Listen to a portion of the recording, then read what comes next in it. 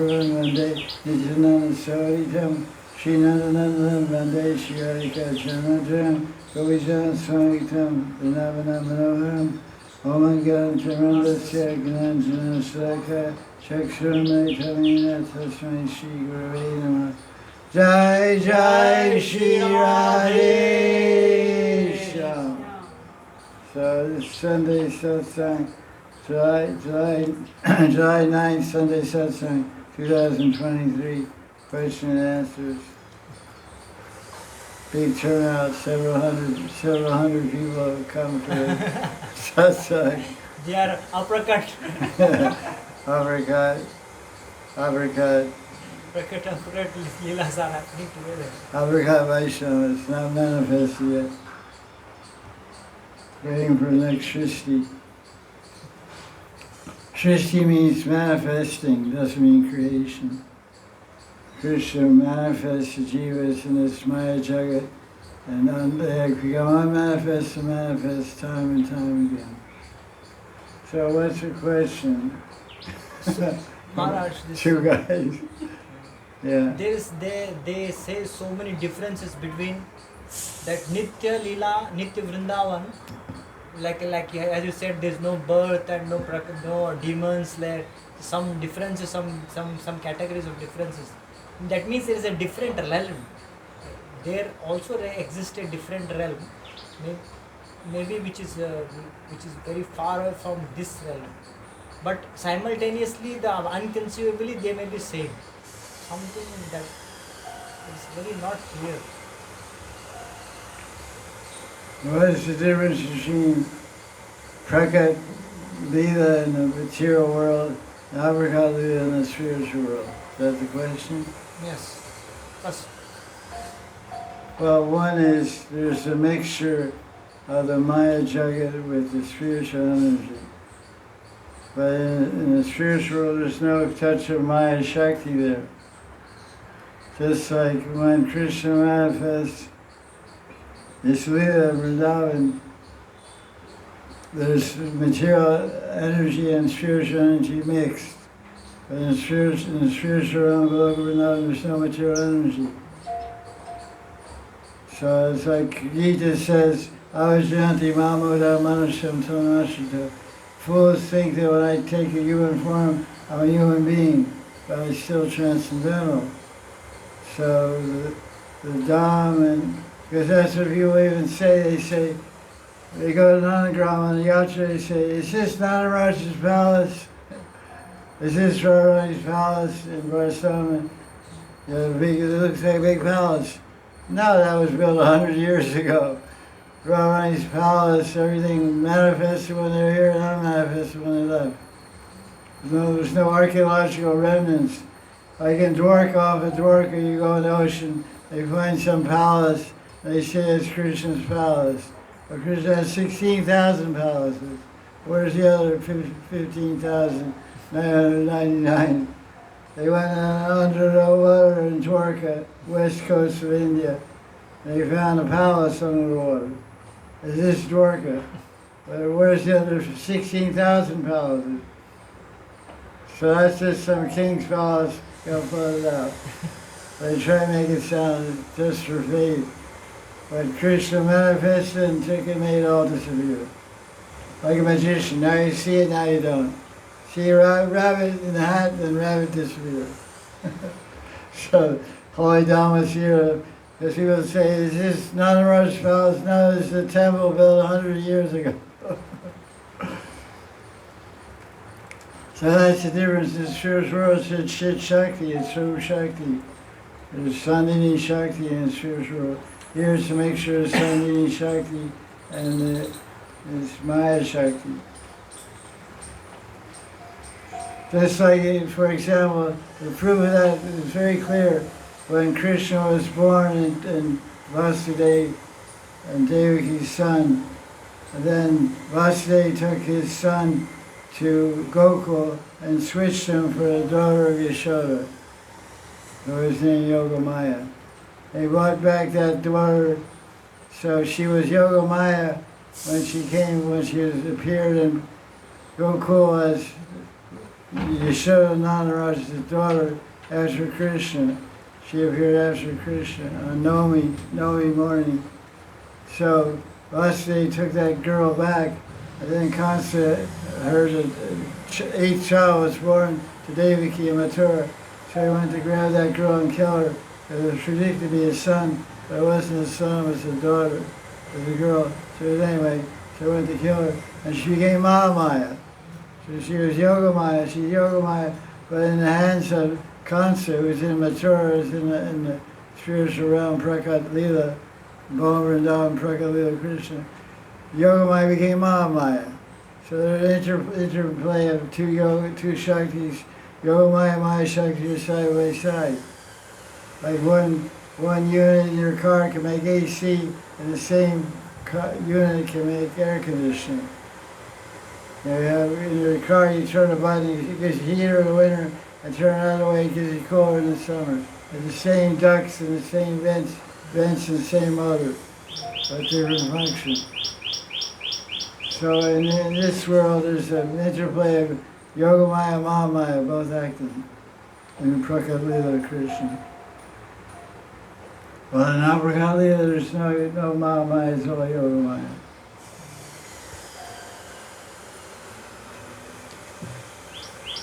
Another question? So these two planes, some people they differentiate that these two planes never intersect, or you take it as one. I just gave an example how they intersect. The Yogamaya is one female personality, and when she appeared in Gokul, she's Yogamaya. Then when Kansa went to touch her, he can't touch Yogamaya, she became Mahamaya. Because Kansa thought Krishna was just a kid, he didn't think he was God. So that's the influence of Mahamaya. Mahamaya covers people with illusion, and makes people think that Krishna is not a human being. He's just the son of Vasudeva and Devaki. Well, because he was always thinking of Krishna in fear, and Krishna is actually God, he was afraid that Krishna was going to come and kill him. He got liberated, he got Surupya Mukti. Concept. So the two are intersecting in the material world, the spiritual energy and material energy, simultaneously. And there is also saying that in that aprakata there is one madhurya prominent, only where madhurya prominent and opulence prominent Goloka Vrindavan, where there is only opulence prominent Goloka. Like in Vishwanath Chakravarti Thakur says, for Putana went not to this Goloka Vrindavan, but a Goloka Vrindavan where there is opulence is predominated. Where does it say that? In his commentaries on Putana chapter. She went to Aishwarya. Yes, yes. Well, there's Aishwarya Vrindavan. Yes, yes. Your commentaries, your own. Yeah. So what's the question? No, the one is Aishwarya Pradhana Goloka Vrindavan and one is Madhurya Pradhana Goloka Vrindavan. Yeah, we know that. These two are different realms. There's different parakashas. Like in one room you have a swimming pool, in another room you have a steam bath. Okay. You have a sauna bath. So it's in one house with different ideas, different experiences. So it's one Goloka Vrindavan, there's different compartments, different parakashas. Just like Krishna is eternally in Gokul as a baby and Balya Leela with Yashoda. And he's eternally in Nandagram, he's eternally in Chandikar, all simultaneously going on. Because so many people, there is an argument. We want to go in this Madhurya prominent, and some people want to go in that Aishwarya prominent Goloka Vrindavan. There is a big in Vrindavan, some people there is a They go where they go. They go where you meditate on, where you do bhajan for. Worship Buddha, you go to Buddha. We're worshiping the Gaudiya Manjaris, so we'll go where the Gaudiya Manjaris are. Madhurya Vrindavan. Just get somewhere. Anywhere but here is better, good. Easy access. Yeah.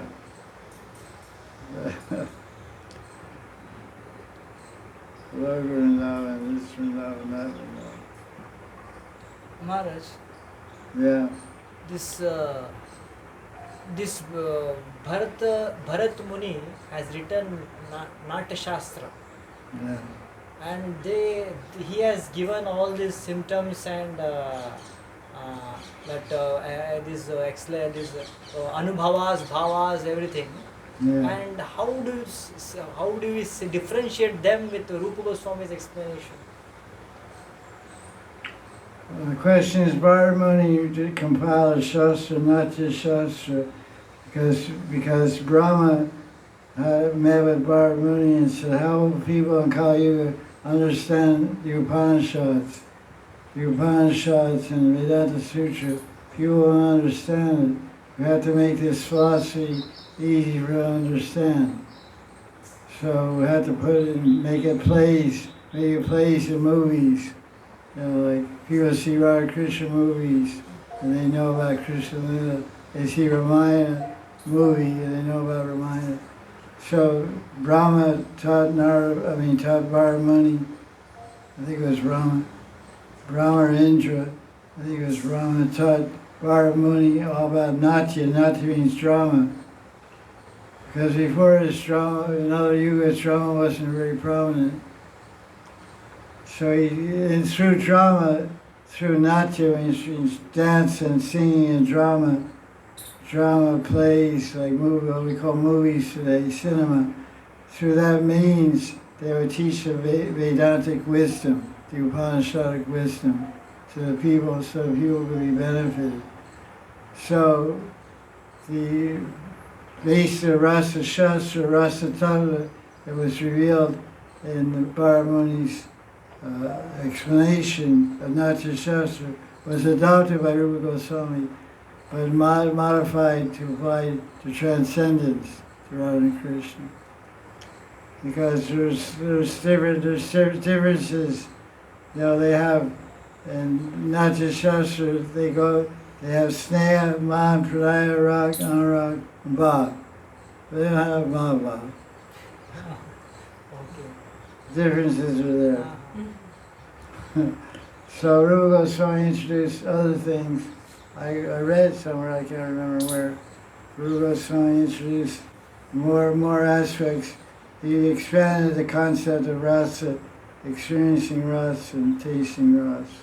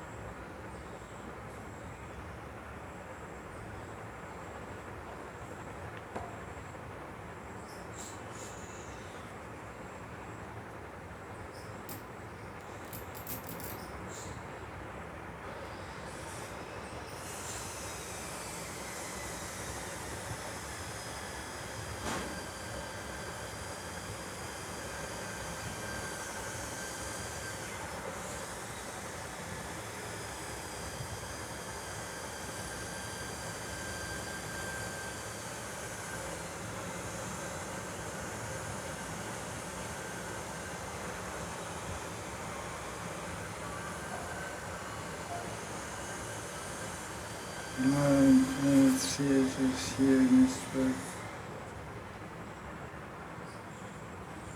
Alright. So, Rupa Goswami expanded the concept of Ras presented by Bharat Muni, but the basic principles are the same. Natya Shastra and Bhakti Rasinga Sindhu, Nilamani.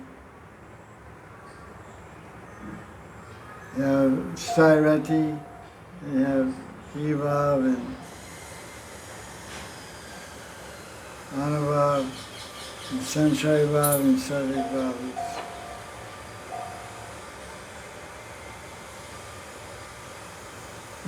It's just some kind of Houdini knots here.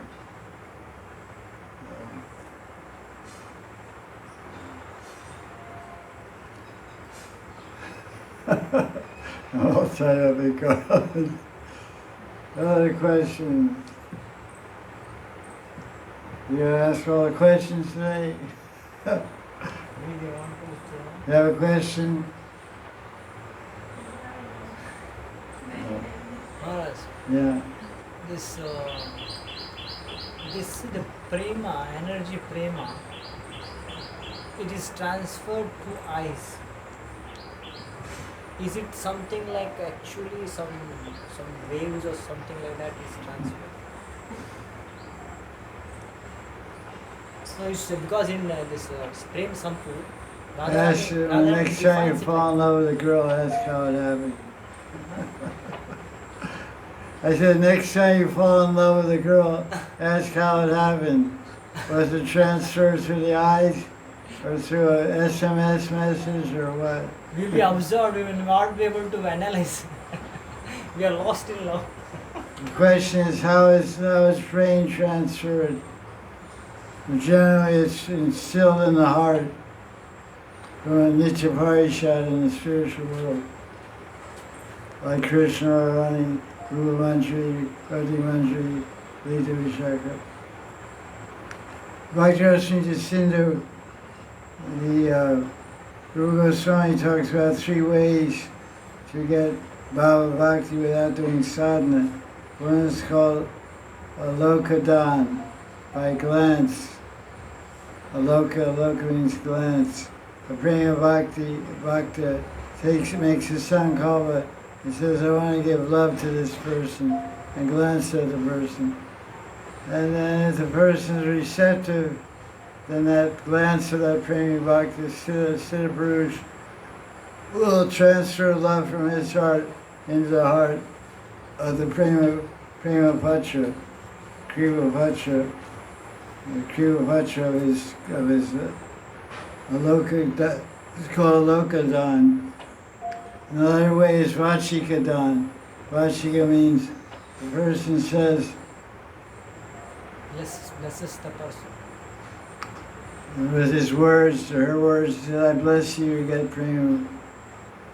So as a person of prema bhakti, you get prema. Another way is Sohara kripa. Not by, that person doesn't speak to you, they don't look at you, but they have good heartfelt feelings. Sohara. They feel good about you.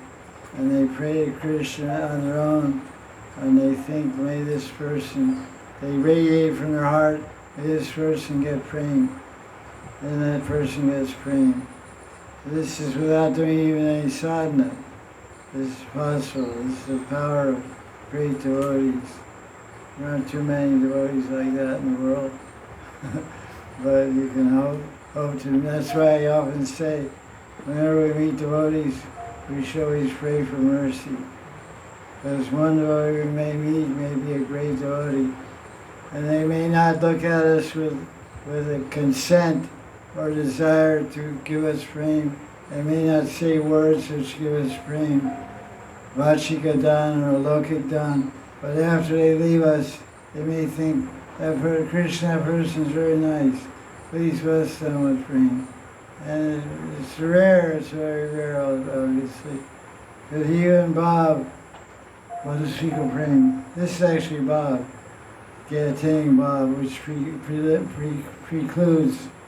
precedes receiving prema. But it says in Nectar of the Ocean, Bhakti Ocean, that Bhav is Sudurlava, it's very rare to attain Bhav. So it's very rare to attain Bhav, means it's rare to meet a Bhava Bhakta, and even rare to get such blessing and fortune from that person. Because people aren't going around distributing, khichdi and Food for Life program, Prema. People that have prema aren't too free to distribute it. Because people will misuse it. They won't know how to handle it. They get love of God. This is Maharaj. This is about initiation. You have written it this in your book. I was asking you about like dealings of love. Like Radha and Krishna, they are meeting, Sakhis are meeting, and then that prema is transferred from one heart to another heart also. It's like Well, they're not transferring, they're just relishing. When you're in love with someone, you're not, every time you see them, you're not transferring love to them, you're relishing love. It's called rasa swadan. You're tasting the prema ras. You're tasting the joy and bliss of being with that other person. Seeing, and there's different ways of milan. It's called sambhog. There's 8 different forms of sambhog, 8 different forms of vipralambha. Or 16, I don't know. So one is just talking, one is walking, one is looking, touching, kissing, embracing, all the different swinging. There's all different types of sambhog milan. The ultimate sambhog is called prayoga, it's union. Radha and Krishna have union, it's called samprayog. That's the ultimate sambhog. But even just talking or glancing each other is a type of union, type of loving exchange. So it's not that when Radharani looks at Krishna, she's transferring her love. Her glance is love. It's not, the love is not separate entity from Radharani. She is love. She's Prem Swarupini, Mahabhav Swarupini, highest form of love is compressed in Radharani. So her dress is made of love, her hair is made of love, her eyes are made of love, everything is praying. So Krishna touches her fingernail, he experiences love.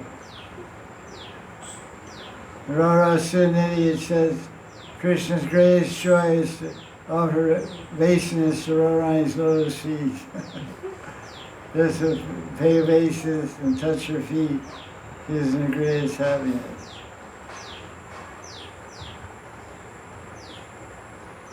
It says when Krishna pays, when Govinda pays obeisance to Radharani, that's his only source of rasadayani. Pranata Govinda, Shirada Charana Pranata Govinda, rasekadayani. My only giver of ras is when I offer obeisance at Radharani's feet. Krishna feels so much joy in doing that. It's told that Bhakti Siddhanta, his disciples used to offer obeisance to him. He used to offer obeisance to his disciple. I do that sometimes myself, and the disciples get so embarrassed. it feels like there's so much distance between you. There's distance if you create it. There's difference if you don't see it. There's no difference if you don't create it. Well, how many souls can you fit on the end of your finger? Unlimited souls. So how much distance does the guru want to keep with the disciple? Like it can be light years away or one hair breadth away.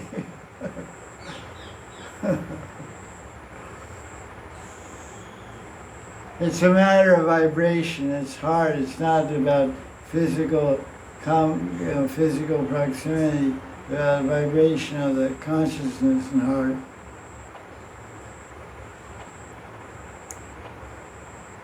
Wherever love doesn't know boundaries, love is not bound.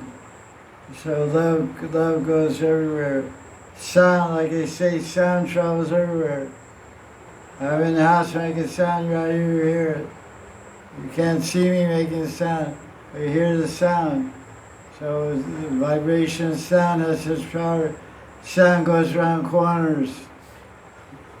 If you throw a flashlight, it doesn't go around corner. It won't go this way, it go that way, it won't go that way. flashlight, torch. If I say, hey you, it goes everywhere. That's just sound. And that's generated from the material body. And love is generated from the Atma. The Atma is made of love. So the Atma can broadcast love all over the universe. That's what Lord Chaitanya did, he liberated the universe. And more souls filled up, waiting to liberate again. He flushed out the universe and the universe filled up again. Souls came in from some other universe. There's infinite number of souls, infinite. Some of you ask, if Lord Chaitanya liberated everybody, what are we doing here? So we weren't there when he liberated everybody, we were not here. We didn't get liberated. We came in here after Nice for next batch. Huh? Next batch. We're the next batch. So we had to get liberated by Lord Chaitanya's Sankirtan movement. From Vijayate Sri Krishna Sankirtanam. Kaya Darshan Hey Raja Nastik Mahagadan Krishna Deva Krishna Mukta Sangha Pramajat. Everyone can get liberated by Krishna Sankirtan.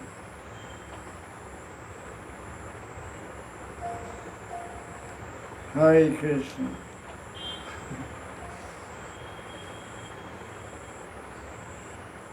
What other question we have today? This Varnashram Dharma. All glories.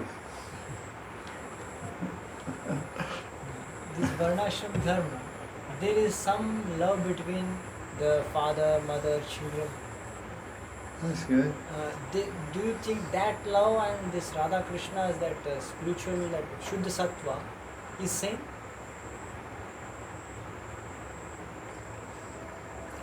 What are you saying? You're saying about love between mother and father. See, in between, in Varnashram there is a system that father loves children and husband loves wife and children. That's why you do Varnashram Dharma, that's you, humanity. Husband loves wife, mother loves husband, mother loves children. Whether you're in Varnashram Dharma or not, has nothing to do with it. So that prema and Shuddha Sattva prema is same? You're not same. One is called love, one is called prem. In Hindi they say prem means love, but prem means it's only the Atma loving Krishna. And this love in the material world has some similarities to prema, but the object of love in the material world is love, and it's just based on the body, and it has some kind of contamination to it. It's not really pure, but prema is totally pure. It's generated from the transcendental energy, from the Atma. The Atma has the capacity to love Krishna. If it receives the loving energy from Krishna, then we can express our love towards Krishna. And that's the real meaning of love. Love is meant for love of God. Every religion preaches love of God ultimately. So love of mother and father, husband and wife, is a facsimile of prema, but not anything similar. No similar. In Varnashram Dharma they say, Dharma avriddha kamosmi bharatarashubha. They say that all the activities performed in Varnashrama, they are based on God centered. So they will be having some connection with the God. All the activities in the house. Yeah. Well, they're all meant for moksha. And Varnashram Dharma is meant to liberate the jiva, unless the jiva has some contact with Bhagavan, Vishnu, or Krishna Ram. There's no chance of liberation. So all the activities, all yogis and pujas, even the worshipping devatas and devis, Durga and Shiva, they all have the mantra Om. They all Om Durgaya no, Om Shivaya no, Om Indraya Nama, Om Chandraya Nama, Om Suryaya Nama. Om is Vishnu. So even if you're doing yoga to Indra, or yoga to Durga, or yoga to Shiva, to get some material benefit, you're ultimately worshiping Vishnu, and the benefits are coming from Vishnu ultimately anyway. So the whole purpose of Varnashram Dharma is to make everybody devotee of Vishnu ultimately.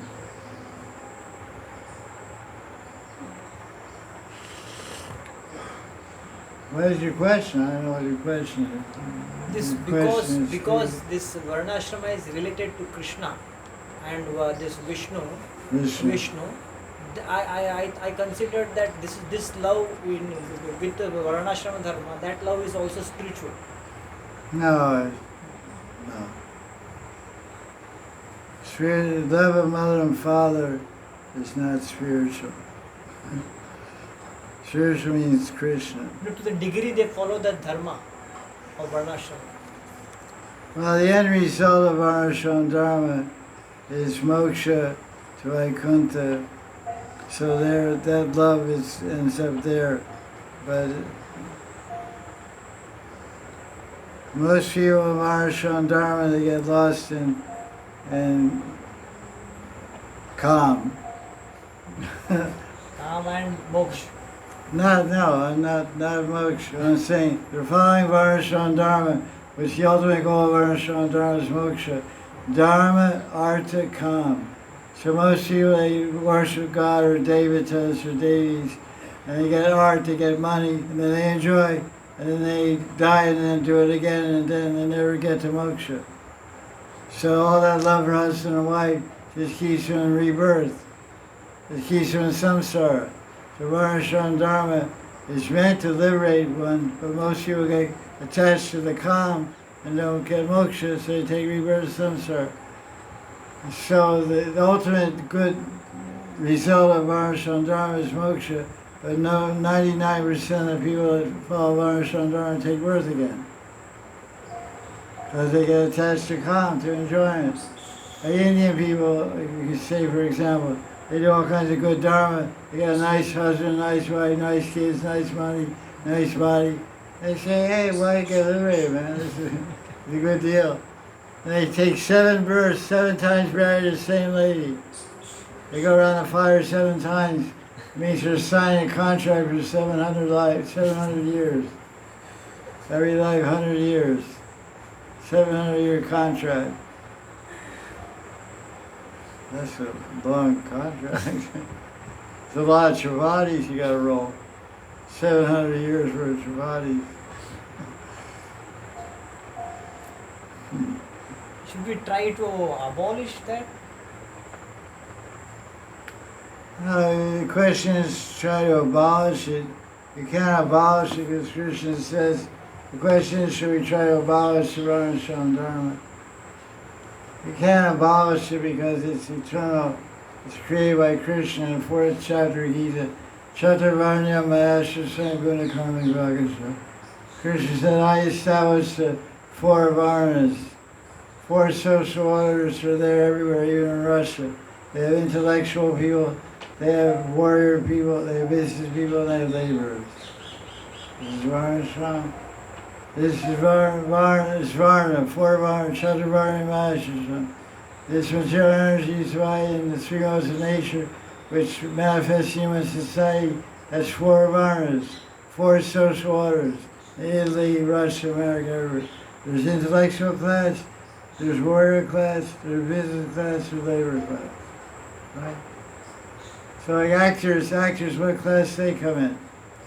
Entertainers, Shudras. Yeah, they're Sudras. They got all the money and all the fame. They have name, fame, beauty, and money. Antyajas.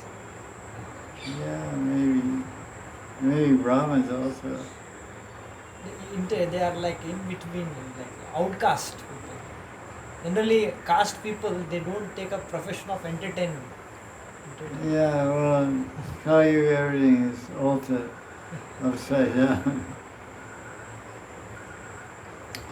Now, there's nothing wrong with Varnashram Dharma. Lord Chaitanya didn't disregard the Lord Varnashram Dharma. He said it's just not the fastest way to attain self-realization.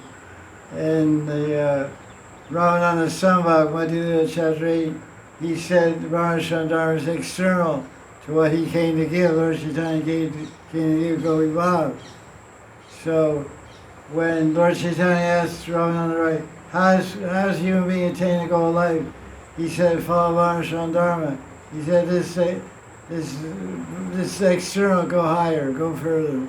Age koro, go farther. So then he said karma sannyas, and he said different things. And finally he got to Gaudiya Vaisnava and Braja Prem and Radha Krishna love. He said, yeah, now you're talking. Now this is what we should talk about, this is what we should practice, this is what we should attain, we should strive to attain. So Radha Krishna's love is the goal of human life. To serve that love, to attain that love. The Varnashram Dharma is a social, quasi-spiritual arrangement, but it's best to follow Bhakti Bhajan. Kiva Nasi Sudra Kenai Ye Krishna Ve Segarai. But once a Sudra, like Lord Chaitanya, he prayed, Nahavi Pro Nacha Narapatir Navi Vaishana Sudra, Navari Nacha Kriyapatir Vanasavitira, Kintu Radhyan Paramana Purnavi Shabdir, Gobi Bartu Padakamana Das. He said, I'm not a Brahman, not a Kshatriya, not a Vaishya, not a Brahmacharya, not a Sannyasi, I'm a servant of the gopis. Well, that's good. Everyone should become a servant of the gopis. If I take that pole out, what will happen? Boom. Is the pole holding you up, you hold your pole up? I don't know. The house will fall, you will fall down, the house will fall down. Most of people are stuck in this. Most people are stuck in Maya. They say it's a dharma, varnashram dharma. Yeah, it's their dharma, but there's dharma and there's not dharma. So we shall tell them, no, you reject this statement, totally take to Krishna Prema. No, you do your duty, but you try to serve Krishna. Manmanava Madbhakta Majad. Krishna said, always think of me, become my devotee, worship me. So that's what we should do. Wherever you are, whatever position, you're married, you're single, you're Brahmin, you're Shudra, wherever you are, you should think of Krishna, become his friend and worship him. This is the main thing. As I said already, all around the world, you already have 4 varnas already there. So there's anywhere in any society, you're going to find 4 divisions. You're going to find intellectuals, warrior class politicians, businessmen, and laborers. So Krishna gives instruction Gita for all of them. He said, I create all these 4 different orders, and all you guys, there's one Dharma, serve me. Surrender, because Krishna ultimately says in Gita, give them all this Dharma, just love me. Right, the famous verse, 1865. What is it? Sarvodharman Parityaja. Sarvodharman Parityaja Mamekam Samaja. Anchon Sarvabhakti Okshaya Srimasa. Just surrender. Don't worry, don't be afraid. Just surrender to Krishna. So in Kali Yuga, we should just tell people, do whatever you do, but worship Krishna. That's what Prabhupada taught. He said, we're not trying to change your life. You do whatever you're doing, just add Krishna. So when you add Krishna to your life, we say, oh, okay, you added Krishna to your life, and you have to offer your food to Krishna. Okay, I'll offer my onions and garlic, and hot dogs, and hamburgers to Krishna. And so, sorry, Krishna doesn't eat onions and garlic, and hot dogs and hamburgers. How shall it eat? He eats, rice and dal, sabji and roti. So then you have to become a vegetarian, and different things come up along the way. The main thing is to love Krishna, So the principle of love and service is to please Krishna. So then the person will say, how do you please Krishna? Then you'll give him a whole list of 100 rules. Chant his holy name but without 10 offenses. Worship the Murti but without 32 offenses. Live in holy Dham but without 10 offenses. Oh, Cha, I thought you just said chant and dance to be happy. Rise early in the morning, Brahma hour. Are you crazy? Some people sleep at Brahma. They start to. Lot of people. Everybody in school is doing that. Everybody in university is going to sleep at.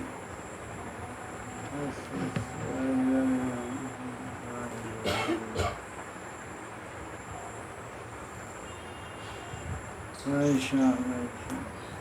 Very, very, very. 6 years. Okay, question. Aditi, question. How do I get out of marriage? No. Why I got married? No, I can't answer this question.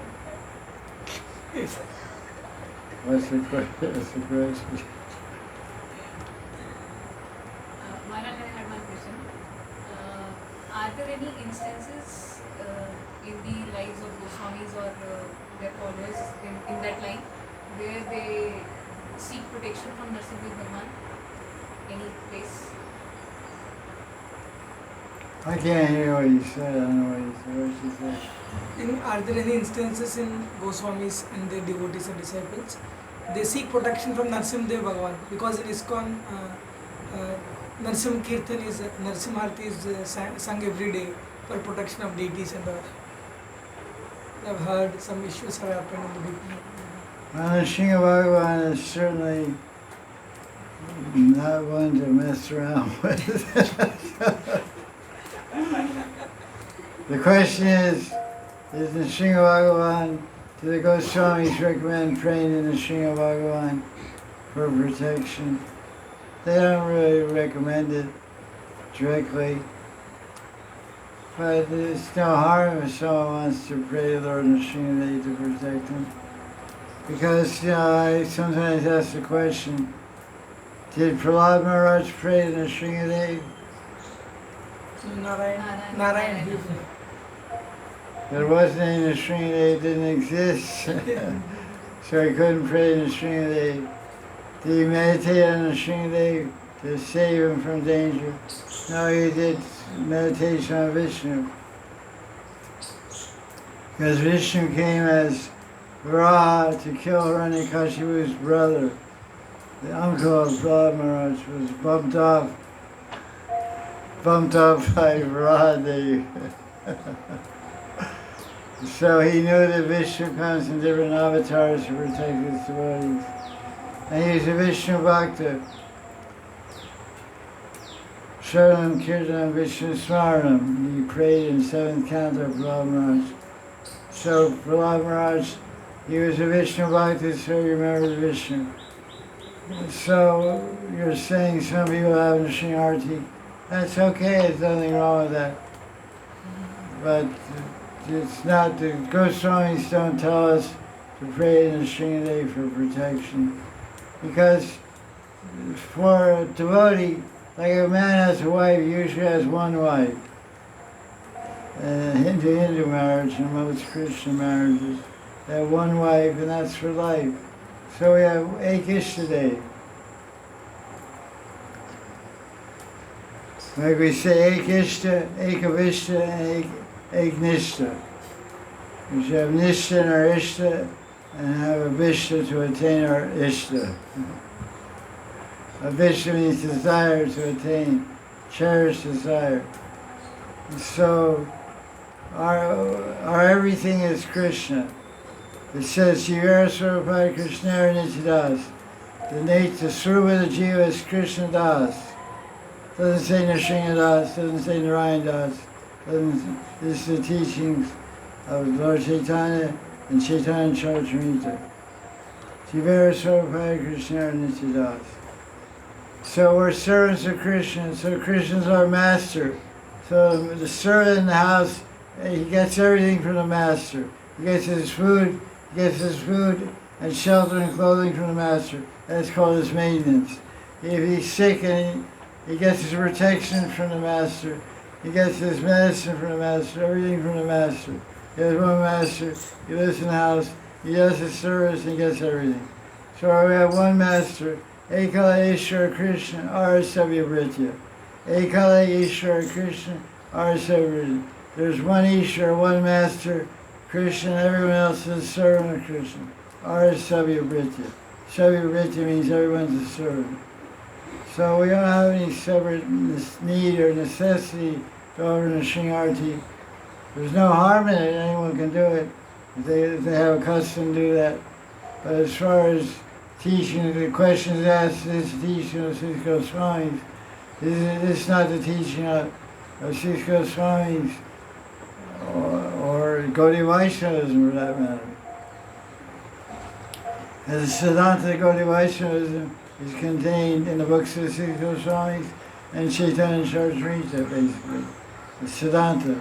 And there it says that anyone who says, Krishna, from this day forward, I surrender unto you. Krishna is telling, if you say, from this day forward, I surrender unto you, Krishna, I take a vow to protect that person in any circumstance. So, Krishna is our protector. This is a symptom of surrender. There's 6 symptoms of surrender. Anukalasi Sankava Pradikaya Savarjana Rakshiti Vishasa Gopal Anantata Karpanya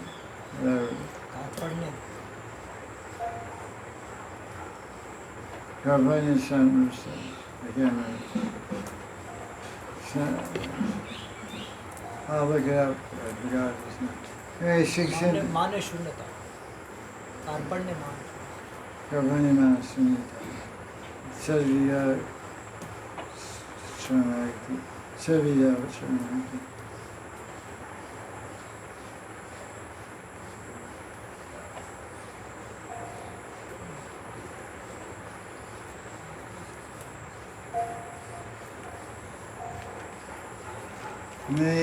Dainya.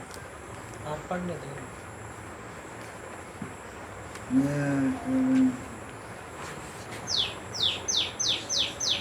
Oh, cool. Pretty cool. I'm cool.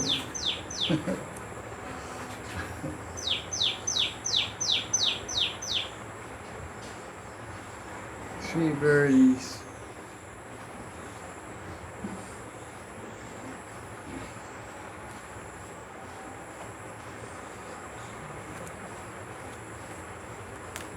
The other verse.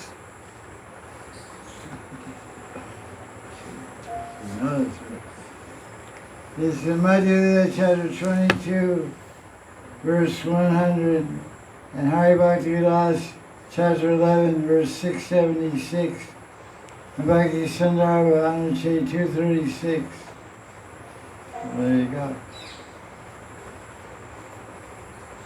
Anukoyasya Sankalpa Pratikoya Savarjam Vakshishiti Vishwasa Gochatre Varnantata Almanaksheva Karpane Savida Sranagati.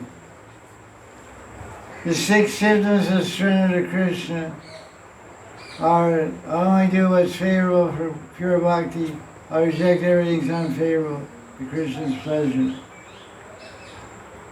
And I Rakshashiti, I have full faith that Krishna is my protector. Krishna is my Raki, Krishna is my protector.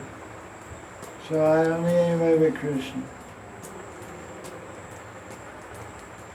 Because the chanting of the Shrina prayers was introduced after some time. In the beginning of '66, when ISKCON started, anyone had any danger, they chant Hare Krishna. It was after 6 months or 1 year, there was some danger to the temple. Somebody called on the phone, said they're going to burn up the temple. They blow up the temple. They asked Prabhupada what to do.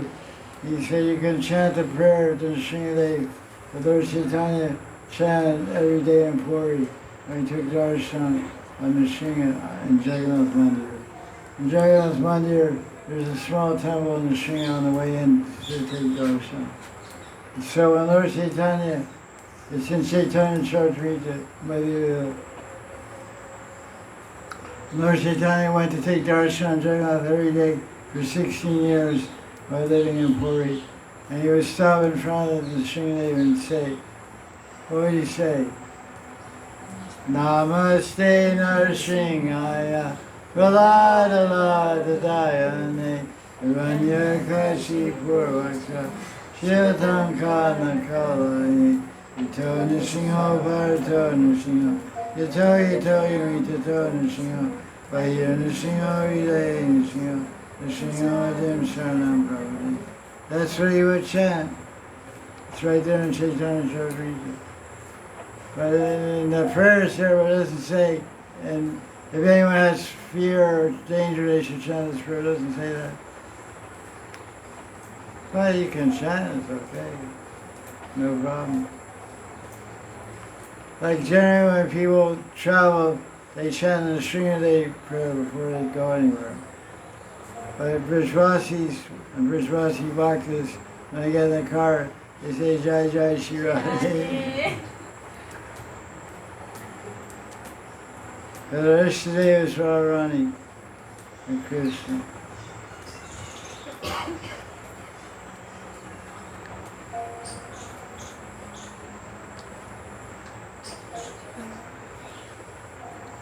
Okay, thanks. Okay, go ahead. Gurudeva, can you share about the decorations of the Madana Sukhada Kunj? I read that it is very differently decorated from the Kunja of Lalita Sakhi. Does the decorations of the Kunj reflect the nature and qualities of Sakhis and Manjaris decorating them? That's a very interesting question. Someone's asking a question, what is the nature of the decorations in Madan and Sukhada Kunj, which is called Vishakananda Kunj. It's a specific kunj which is located in the yoga pit in Gupta Kund, and it's also located in Radha Kunda, also located in Vrindavan. Where the 3 yoga pits are there, Sikhi kunjas are also there. So Vishaka has their Seva kunj in all these places. So what is the speciality? That's one part of the question. Second part of the question, does the bhava, the manjaris or sakhis in that kunj are reflected in their decorations? Well, of course, it's not written in black and white in any textbook that their bhava is reflected, but every artist, their bhava is in their artwork. You know, if someone makes a painting, that's their bhava, that's their heart, that's their mentality, that's a piece of that person. The colors, the movement, the design, the message. There's many things that are going on in design and in paintings. Even writing, any kind of expression where any human being is expressing something, obviously it'll be the unique aspect of their being, of their personality, of their view of the world, of their feelings or emotions at the time, and the perception of reality. So there's obviously, it's called a signature model. So Vishaka's kunj has Vishaka's signature on it, and her assistant manjaris and sakhis. But the particular distinction of the design of Vishaka's kunj is especially natural. I like it this way. If you read the description of Lita's kunj, it's a lot of Aishwarya. Lita's kunj has a 3-story apartment in it. The 3-story apartment, each floor has 64 rooms. Something like that. 8 and 8 and 8 and 8.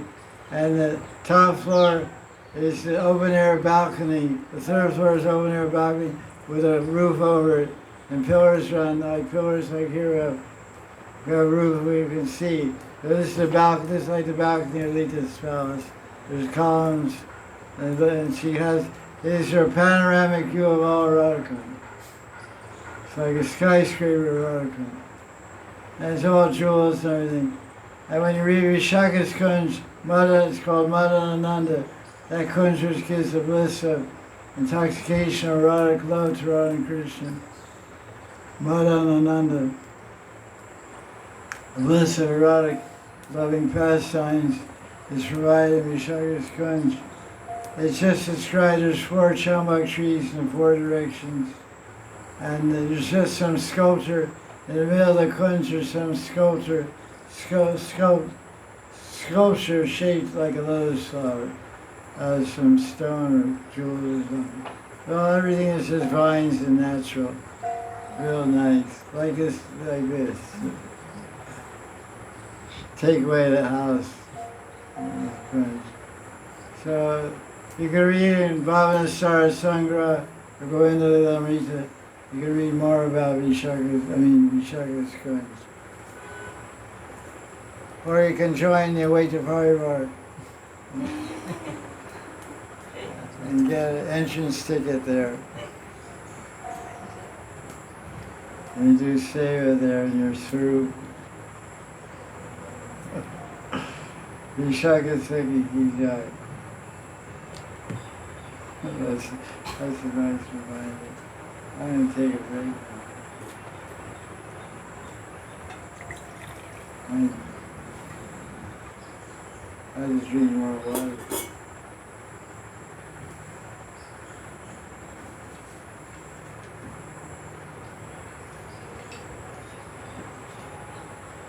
Water break.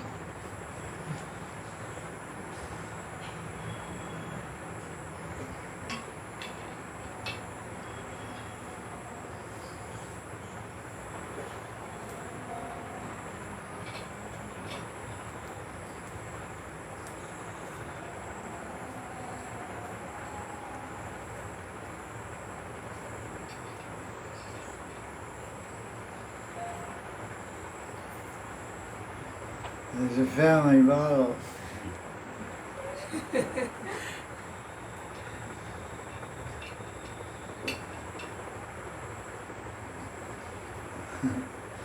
We used to do that, but it wasn't water.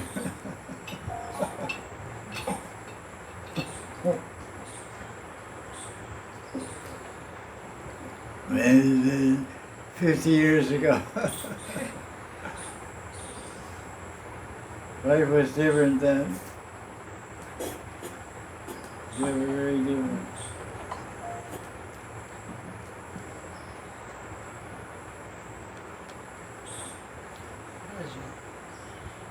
Yeah, we're close. Okay, yeah. In Chaitanya Lila, many devotees, they prayed to different forms of Krishna. And they did not go to those lokas. I think they went to Chaitanya's Lila, after their earthly pastimes. What's the question? Murari Gupta, he is actually the devotee of Ramachandra. I know, what's your question? Did they go to Rama's loka or he followed Chaitanya Mahaprabhu in Chaitanya loka? So the question is, in Gaudiya, there's different devotees described in Chaitanya Bhagavat and other books that they themselves are offering prayers to different forms of Bhagavan. Like Mari Gupta is offering prayers to Ramachandra and other devotees. There's Nrsinga Brahmachari, worship Nrsingadev, and different personalities to where they go. So in one form, they stay with Chaitanya, because his associates, they go to another material universe where Lord Chaitanya's Leela is being manifest. In another form, they go to Ayodhya and Vaikuntha to worship Ramachandra. 2 forms. Chandogya Upanishad, which is quoted in Vedanta Sutra by Baladevi Devotion's commentary, Govinda Vasya. He quotes Chandogya Upanishad. It says, the sadhana siddhas and nitya siddhas can expand themselves, have 1,020 expansions. So there'll be 1,020 Vrindarikas. One's enough. One's too much. I got 1,020 you guys. I got 1 year, one with us, one's over now.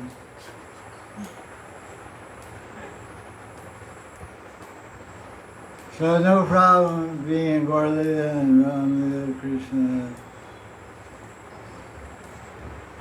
I know one person in Delhi, their ISKCON Gaudiya Vaisnava. I did a program in their house. They had D's for Ramchandra and Sita Devi and Lakshmana Hanuman. I said, what about Krishna? And Jagannath, Gauriya Dada, no, we're Ram Bhaktas. I said, okay, that's cool. Hare Krishna, Hare Ram. So they're initiated Gaudiya Vaishnava with their heart and soul is Ramchandra. In Delhi Temple they have Ramchandra Didi also. They're happy there. They have in their house also. So you attain the Ishtadev that you meditate on, you worship. And if you worship many Ishtadevs, you get many forms. Worship Gauranga, you get one form, Gauranga. Worship Nrsinga, you get one form, Nrsinga. It's like ISKCON always, they worship so many Thakurjis, they get so many Siddhas. And one Siddha with Nrsingadev and Nrsinga Loka, one Siddha with and Aishwarya Goloka with Radha Krishna, one Siddha in Gaurlila. It's possible, there's no problem. 1,020 will cover everything pretty good. That many minds, how would they cover? Huh? That many minds, different minds. Yeah, well, you already have 5 or 10 minds in one body as it is. How many minds you have? You have Maya mind and Krishna mind, a Guru mind. Guru gives you ideas and you think, well, yeah, yes, no, yes, no. And Maya gives you ideas, yes, no, yes, no. And the Shastras give you ideas, yes, no, yes, no. There's so many minds we're already carrying around right now. What's another mind? My mother's mind I'm carrying around. My mother wants to do this and that, so I had to think of her thoughts and think of her ideas. So we carry so many minds inside our mind. So there's sub-minds. That's why it says we have to be ekagrita, one mind. Fixed on the lotus feet of Krishna Radharani. That's why it says in Chaitanya Charitamrita, what's the best way to control the mind? And the best way to control the mind is to meditate on the feet of Radha Krishna. It's the answer Ramananda Roy gave Chaitanya Mahaprabhu. What's the best way to control the mind? To meditate on the feet of Radha Krishna. So that's one, that's called ekagrita.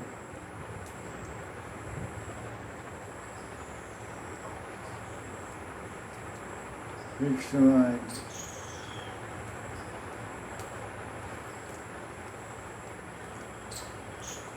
Chitta vritti viroda. Chitta vritti should mean way by changing mind. Viroda means going against viroda. This yoga, chitta vritti viroda. Annihilate all contrary thoughts and fix the thought in one place.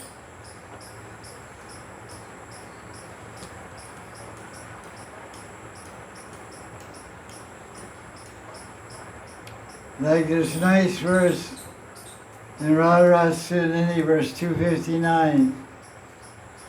259 Radha Kunda.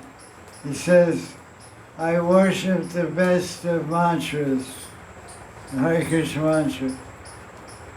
I chant the best of names, the Hari Krishna mantra. I worship the best of mantras. Every day I chant Anik. Daily I chant one time Gopal mantra. I worship Murti of Krishna. I read the Srimad Bhagavatam every day. And all the time, all these different pujas and worship of Krishna, I'm only cherishing one thought in my mind, is may I attain the service of the feet of Radharani.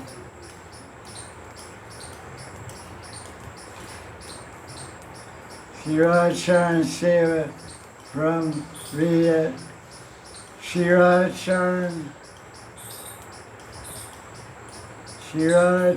Seva Parama Vishtam Vidya Dharyan.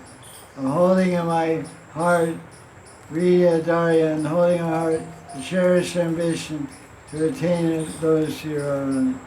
So I'm worshiping Murti. Krishna, please bless me with Radha Seva. I'm saying Hare Krishna, Krishna, please bless me with Radha Seva. I'm saying Gopal mantra, Gopal, please bless me with Radha Seva.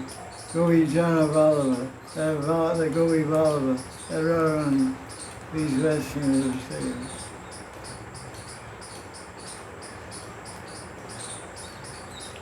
You're the beloved of that Gopi Radharani, and please bless me, I become a servant of Radharani. This is our constant prayer and meditation. Nothing else is important.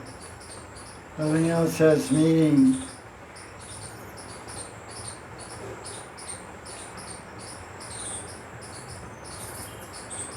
Gopi Bhava Angikar.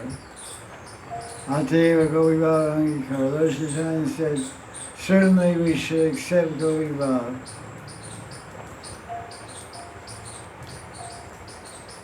Gopi Bhava Angikar. Yeah. Karunya, taking bath in Karunya and Kanti, they say, Radharani takes bath in that Karunya. How should we understand? Don't ask me. That's free. That's Chaitanya Charitamrita, based on Raghunath's prayer, Prema Bhaja Miranda. Prema Bhaja Miranda. It's very beyond me. I think you don't want to disclose it. Huh? You don't want to disclose it. I can't discuss it. What was I saying? I was saying something. What was I talking about? Oh, I'll tell you. She's bathes in Karuna. It's very esoteric, very deep. The original poem about Radharani bathing in Karunamrita, the nectar of compassion, was originally, it's a Bengali version in Madhya Lila, Chaitanya Charitamrita. Krishnadas Kaviraj writes a Bengali version of Raghunath Das Goswami's prayer from Savali called Prema Bhoja Miranda, which is a very deep thing. Radharani's hairs are covered anger. You know, it's very esoteric comparison. Her wavy hairs are man, her anger, jealousy. So if someone's asking me to comment on that, I can say no comment. It's called Prema Bhoja, the title of Prema. So unless you're on the level of Prema and following Raghunath Das and Prema, I don't think it's very easy to understand. I heard too many explanations of it. Raghunath Das Babaji gives an explanation of it in Savali, his commentaries. But it's not very easy to understand the explanation. I read it, but I can't recall it.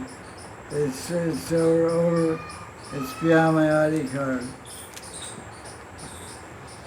I can't reach that high. On an elementary level, that's high stuff. That's supersonic transport. So Lord Chaitanya said, Madhya, like someone said, what's the essence of Chaitanya Charitamrita, which means what's the essence of the teaching of the Goswami books? What's the answer? Where do you find the essence of the teaching of the Goswami books in Chaitanya Charitamrita? Madhya what? What else? You're supposed to read so many times, 29 times, 40 times. How many times you read so far? 10. Oh, good. You're supposed to read 10 times. How many times I told you? 20.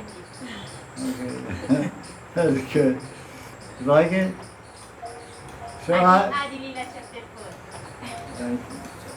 4. So you want to understand Chaitanya Charitamrita, the essence of all the Goswami teachings. Read Adi Chaitanya Charitamrita chapter 4 and Madhya chapter 8.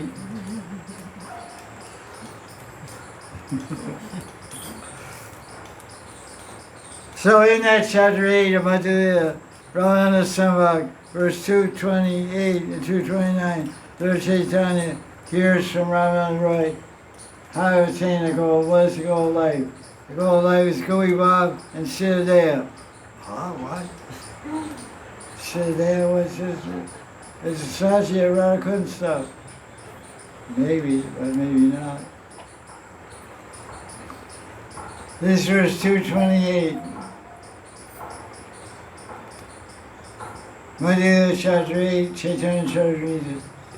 Because this actually spoken by Lord Chaitanya through the mouth of Ramananda Roy. As Ramananda Roy said, everything I'm saying is I'm made to say this by the arrangement. I am just a parrot. I'm speaking by being trained by Lord Chaitanya. The Lord Chaitanya put all the answers. Lord Chaitanya asked the questions. Lord Chaitanya himself gave all the answers, spoken through the mouth, like a ventriloquist. Ventriloquist, he has a little doll, and he makes the doll speak. The doll, the doll, but the guy's, you don't see the guy's mouth, but he's speaking. It's called ventriloquist. So, Lord Chaitanya became a ventriloquist and made Lord Ramananda Roy speak. He was speaking through, Lord Chaitanya was speaking, Lord Chaitanya asked questions, like how to attain the goal of life, and then the answer was given by Lord Chaitanya through the mouth of Ramananda Roy. So what did he say? He said, Ativa Gaudiya Vaisnava Karyangi Kar. Therefore everyone should accept Gaudiya Vaisnava. Rachi Dine Chinte Radha Krishna Vihar. Day and night meditate on Radha Krishna's Leelas. No sleep. And what else do you think about Chinte Leela and Chinte Siddhaya Chinti Tan Nishevan. So in your Siddhaya, think of doing seva. And what will happen if you do this? Sakhi Bhav Paya. You'll attain Sakhi Bhav and the lotus feet of Radha Krishna. That's the guarantee of Chaitanya Charitamrita. That's it in a nutshell. That is Rag Bhakti, that is Gaudiya Vaishnava, that is the goal of life. Jaya Jaya Sri Radhe. Good night.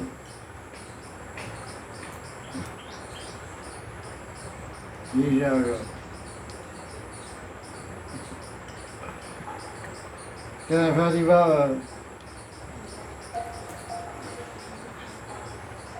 Thank you, Gurudev. The same person who has asked the previous question, Jayad Chandra. Okay, Jayati. My obeisances again. Can you also share some more details of the sweetness of the friendship between Srimati Radharani and Vishaka Shikhi? The sweetness of the friendship between Radharani and Vishaka Sakhi. Well, someone who's near to your heart, if someone is near to your heart, you want to keep them near to your body. So if some man falls in love with a woman, then he wants to keep that woman near to his heart and mind and near to his body also. So you understand how sweet Radharani is. Wherever Radharani appears in this world, Vishaka is always standing next to her. They're inseparable. They're sweet, they're like sugar and sweetness. Radharani is sugar and sweetness is Vishaka.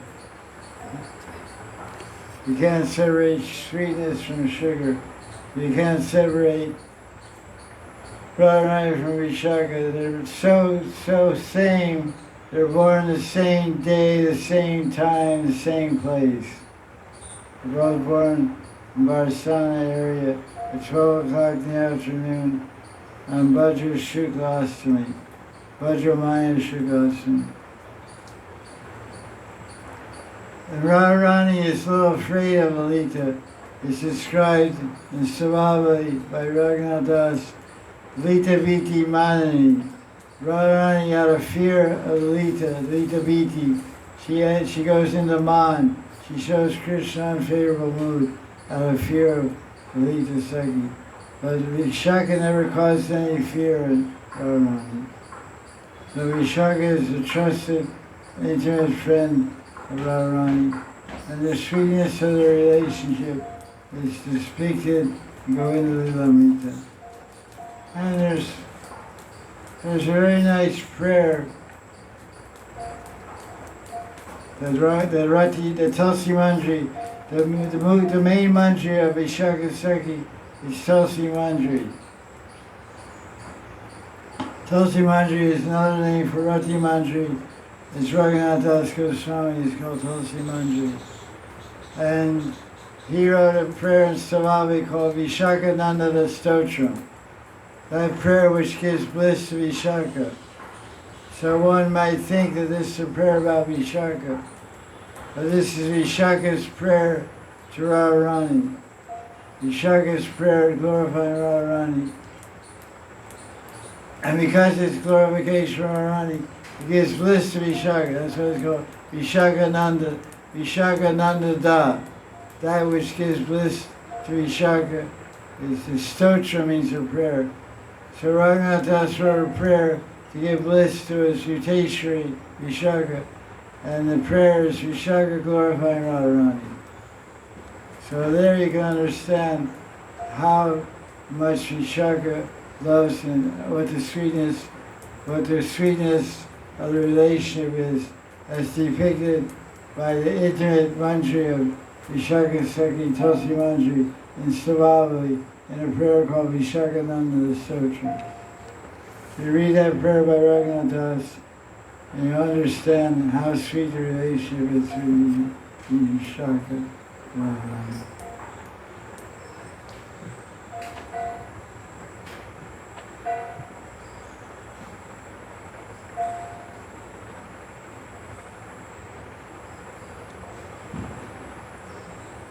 Where's that?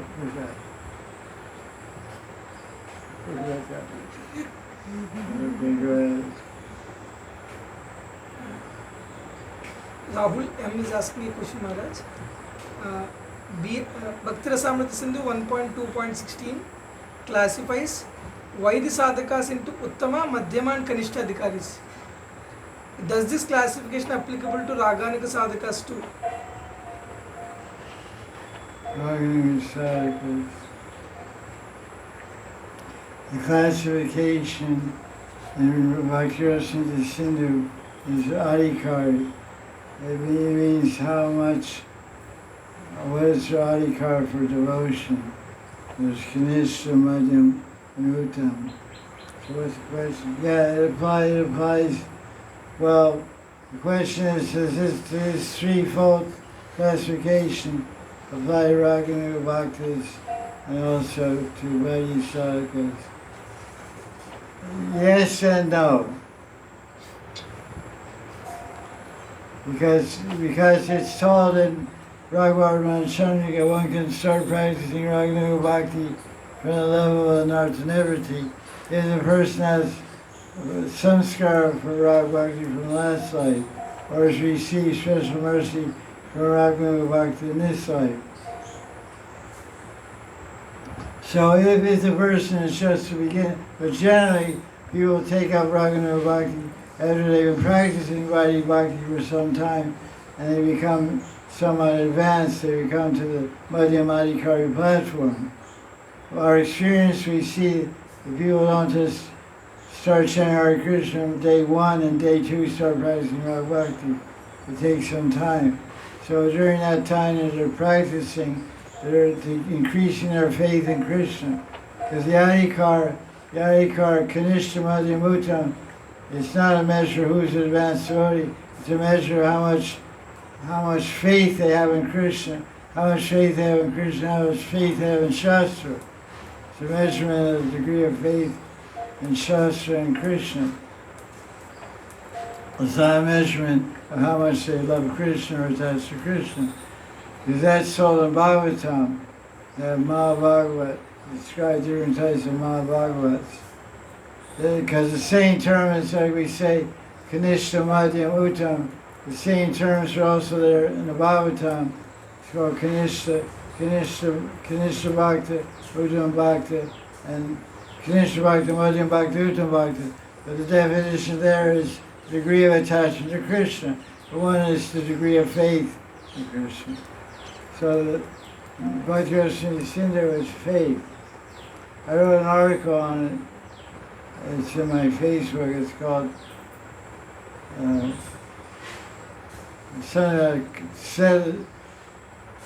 Settling the Controversy of Uddamadikari or something like that. Person can see it.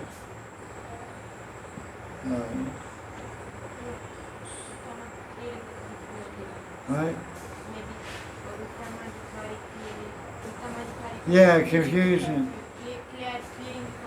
Clearing, yeah, thank you. Oh, thank you. Clearing Uddamadikari, Uddamadikari, clearing the confusion. See if you can find it. What's the question? That's what Bhakti Rasa says. It's applicable to Vaidhi Bhaktas. Yeah, so it's applicable to any Bhakti, Vaidhi Bhakti, Raganuga Bhakti. But generally what I'm trying to say is, if some Raganuga Bhakti is beginning, he can be a Kanishta and be Raganuga Bhakti. Or a Vaidhi Sadhaka. He can be a Vaidhi Sadhaka, Raganuga Sadhana, and have Adhikar, have that degree of faith in Shastra and Krishna. That's what the measurement is. The answer is yes.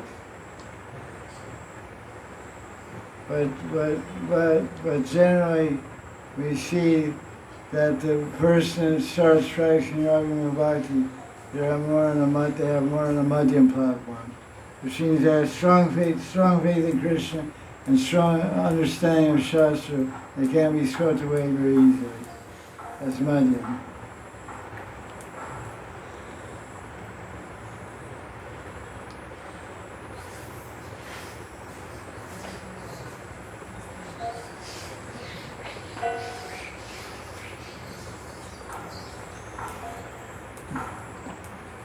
Sign like, what's going on?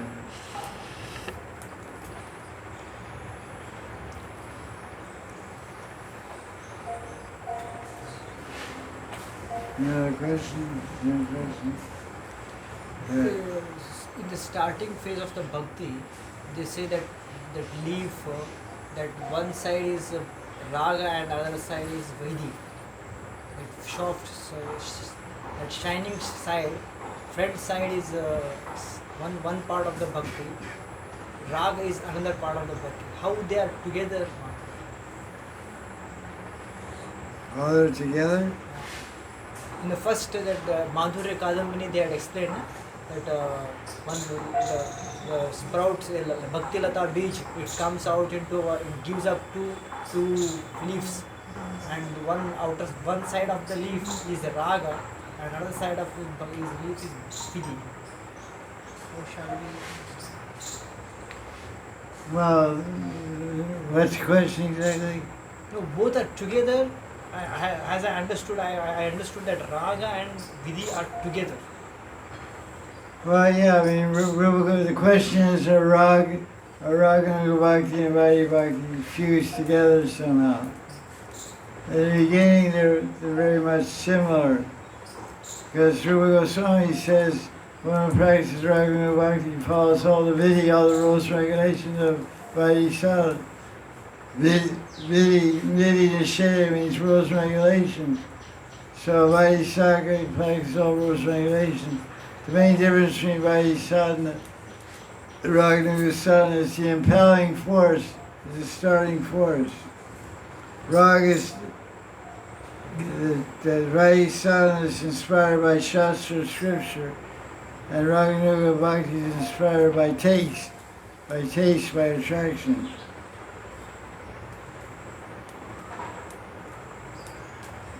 So I said the impelling force, the inspiring, what inspires one to serve Krishna? It's attraction to the residents of Vrindavan. I want to serve like them, I want to be like them, I want to think like them, I want to live with them. I like this taste, this flavor. It's called Kinchanabhuti. Some ruchi is there, some taste, some attraction. But Vaidhi, we practice Vaidhi sadhana out of fear of scriptural, fear of going to hell or getting free from our sins, like this type of thing. So raga sadhaka, it's a difference in impetus. Because many people they think Raganuga Bhakti means it is Mansi Seva only. No. The high end of Raga Bhakti, and this one gets very advanced. You can't do Mansi Seva without a pure mind. Siddhanta karma, we stress that so many times, so many classes. The mind and heart have to be purified by Nam Bhajan. And then we can spend all time meditating without the mind jumping all around the place. So in the beginning, even Raga Bhakti does so many other things. Like 6 Goswamis, they're meditating Lila, they're also writing books of philosophy, writing Brihavatamrita, writing Laghu Bhagavatamrita. But then sometimes Rupa Goswami is meditating in Samadhi. So he's telling about Lila and he didn't even see the guy come and pay obeisances to him. Rupa Goswami was chanting a Nam Kirtan and he was writing books and sometimes he was meditating. Raga Bhakti includes all these things. So Raga Bhakti, we go to Mangalarti, we read Bhagavatam, we chant Java, we chant more Java, we chant Kirtan, we do everything Vaidhi sadhana does. But we have a fixed goal, and our stairati is defined. We have a fixed stairati relationship with Krishna. We're pursuing that, trying to develop that mood of a manjri and madhurirati. That's the difference between Vaidhi sadhaka, generally doesn't have that. So we can have directly preaching of Raganuga Bhakti to everyone. Huh? Directly we can propose Raganuga Bhakti to all the followers, everybody, so that because it starts from chanting everything from 0 to 1 it starts. Can we profess that we will only concentrate on Raganuga Bhakti propagation? Yeah, some mission. The question is, the question is, Gaudiya Vaisnava's Raga Bhakti, should we just preach Raga Bhakti and forget about Vaidhi Bhakti? But you can't preach Raga Bhakti. You can preach the glories of Radha and Krishna. There are some groups of spiritual groups in Vrindavan, they say they only teach Raga Bhakti. Kripalu's group and others, Kripalu, the Divine Life Mission, whatever they call it, Kripalu's, Guru Kripalu. They say they just teach Rag Bhakti. So they just sing songs about Radha Krishna, worship Radha Krishna, emphasize that. So that can be done. If you want to do that, you can do that. But generally, you just preach, because birds of a feather flock together. Whatever the Guru is representing, whatever's in his heart, whatever he's preaching, that will resonate with the heart and mind of certain individuals, and they'll be collected around that person. So if the Guru is in Rag Bhakti, then people that collect around the Guru will get into Rag Bhakti, obviously. Because when he gives initiation, he's infecting everybody with his Stairati. His Stairati is Madhurati around Krishna. So anyway, he hangs around with that Guru, hears his classes, reads his books. He said, this guy, if I'm not in the Radha Krishna, I should stay around and see what happens. Anyway, it's many things going on. But generally, Gaudiya Vaisnavas, they preach Rag Bhakti, because Lord Siddhanta said, Rag Bhakti Prachar, one of the internal purposes of Lord Chaitanya's mission was to preach Rag Bhakti. So there are Gaudiya Vaishnavas who are preaching Rag Bhakti officially and saying that. I don't say that officially. I'm just trying to preach whatever, according to Goswami teaching. I wrote a book about Rag Bhakti.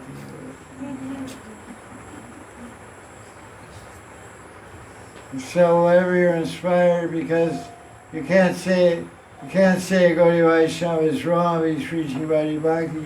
That's perfectly fine and good. Because it has to start there. Because most people don't have any rag, they don't even understand what Radha Krishna is. They have to have some basic knowledge. Bhagavad Gita, Bhagavatam, and all these subjects have to be learned in a systematic way. And if the devotee, the preacher, guru, is advanced devotee, then his bhav will be transferred to the people that listen to his katha. They'll help them rise to his level and go beyond even. So,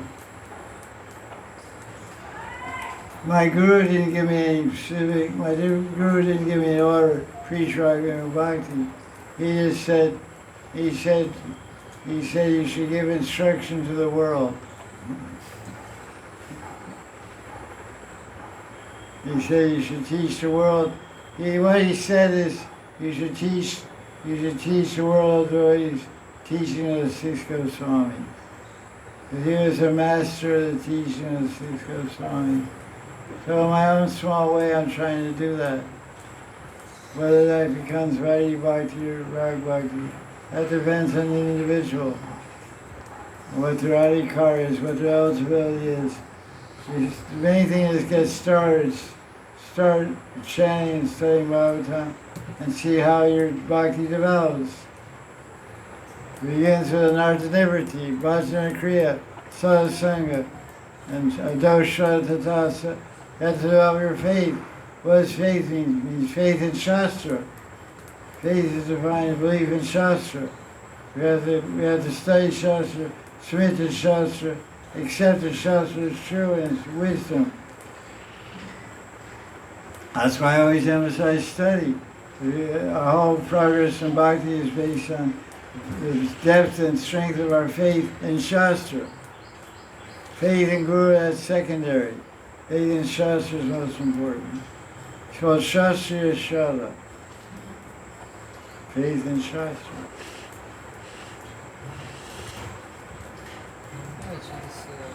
Right? Yeah, right. They say, this is my understanding, you please say me whether it is right or wrong. Until the stage of bhav, the sadhana remains to be in Vaidhi. And at the stage of bhav, the mamata is actually at question. That bhav, for prerequisite for bhav, I think there is its identity. At that stage only, bhava stage only, the aspect of raganuga is included in this sadhana.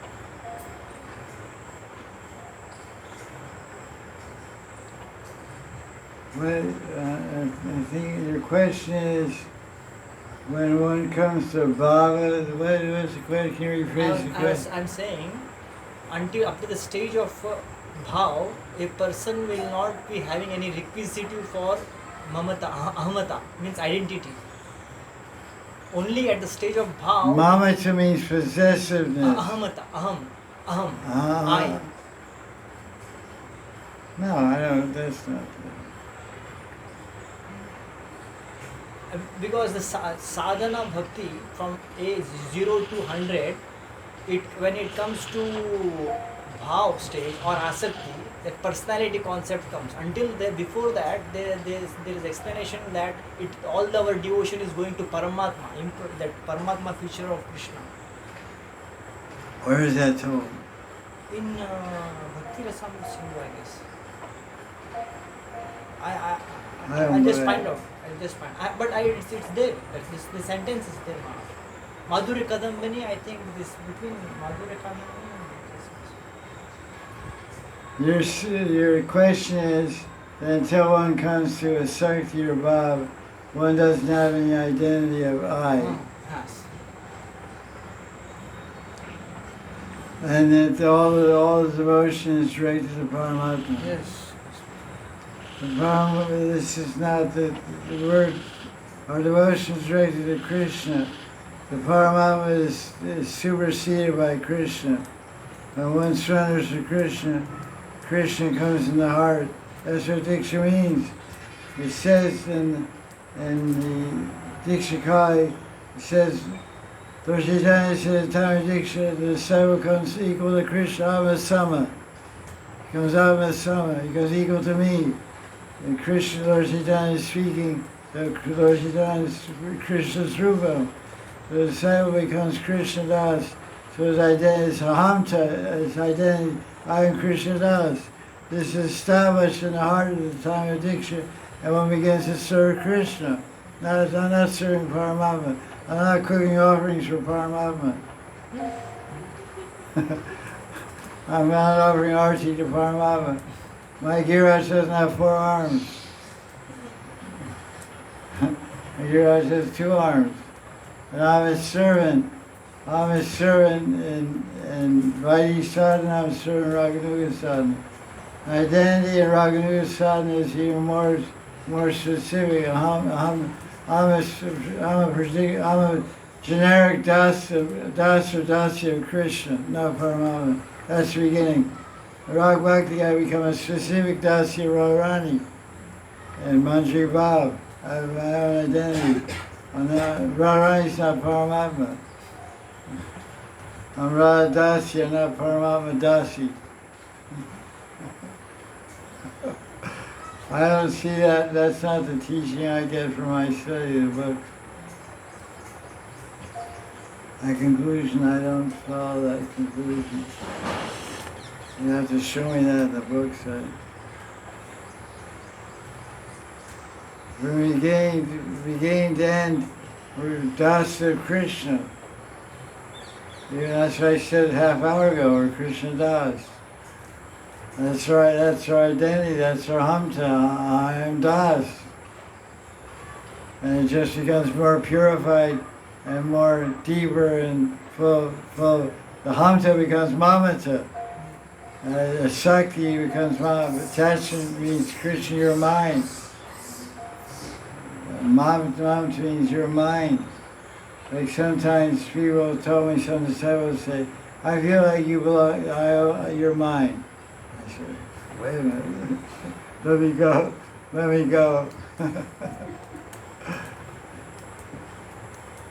You're mine. I said, okay, not today, not tomorrow, today, okay. Well, Adna Manitejaka, whatever you are thinking. we all belong to each other.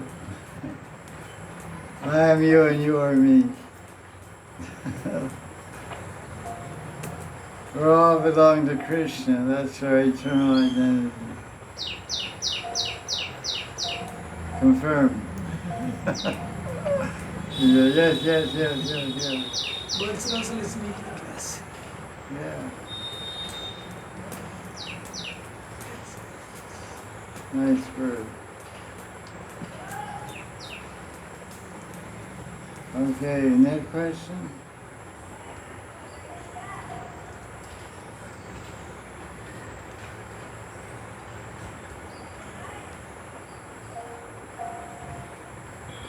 Jayati Chandra's question was Radhe Radhe Gurudeva. My obeisances again. Gurudeva, how does Vishaka Saki react when Krishna cheats Srimati Radharani? We study the reactions and rebukes of Lalita Saki, but not of the reactions of Vishaka Saki. How does Vishaka respond when Krishna cheats Radharani?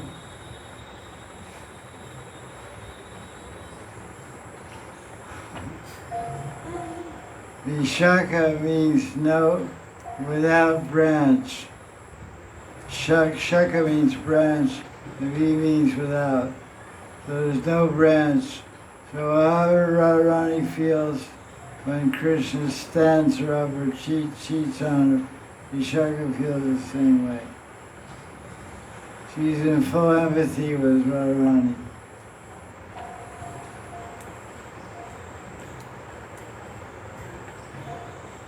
She doesn't, obviously, Radharani doesn't feel happy and Vishaka doesn't feel happy. But it's all part of love ultimately. Krishna cheats on Radharani just to increase her love.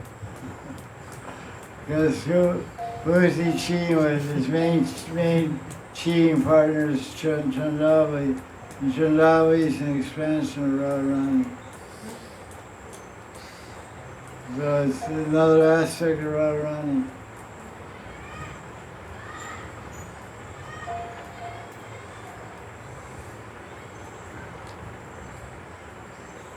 What time is it? 4:45.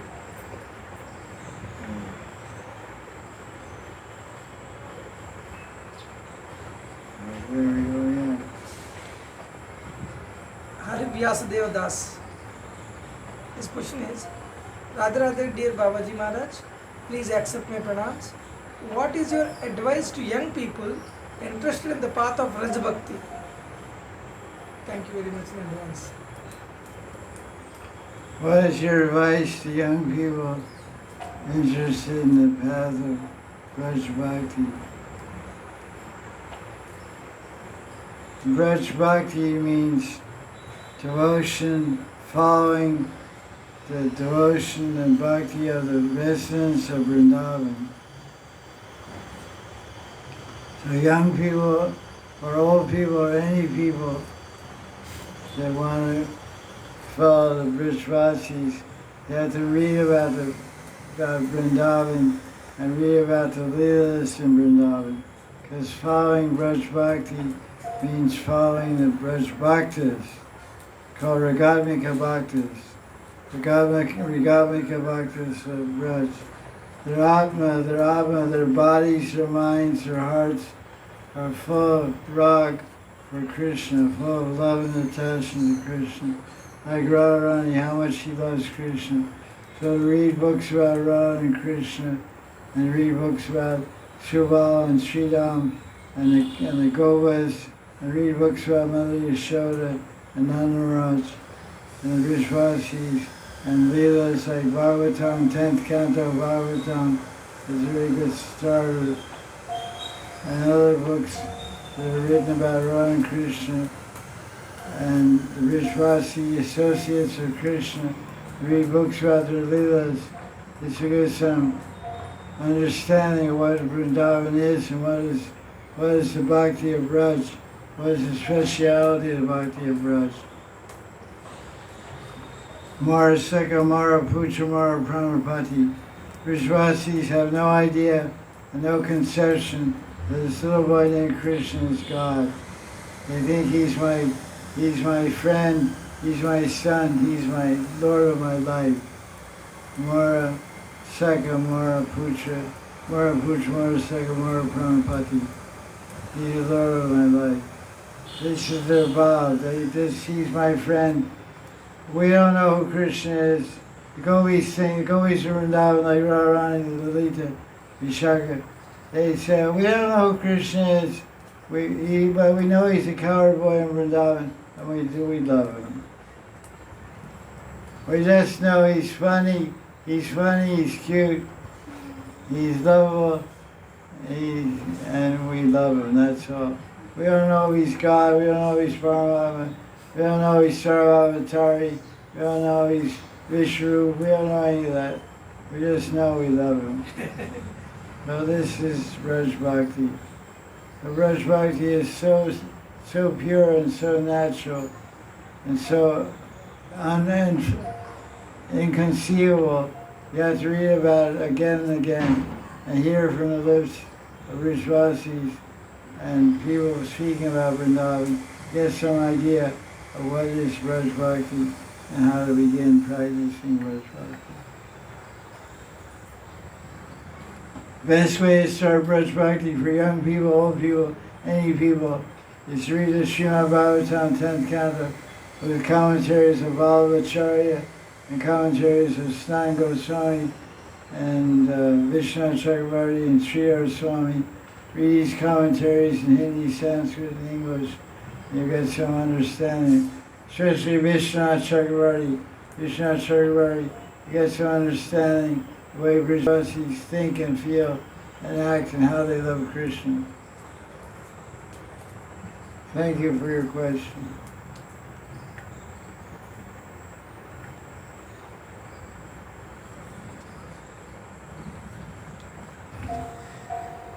Rahul M is asking, Maharaj, are there demons in Goloka?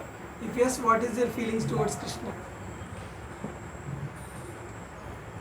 Are there asuras in Goloka?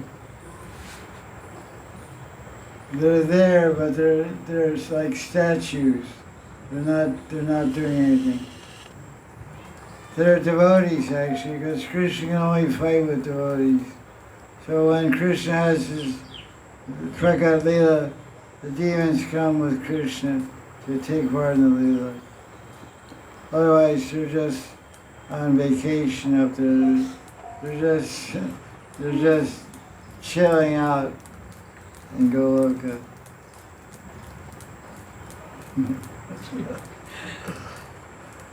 I'll read from this book here.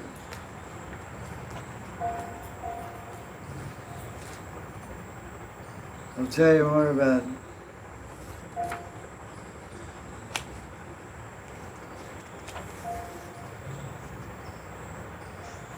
This is an answer given by Sripad Satyanarayan Das Babaji Maharaj from Vedic Institute of Jiva Institute of Vedic Knowledge.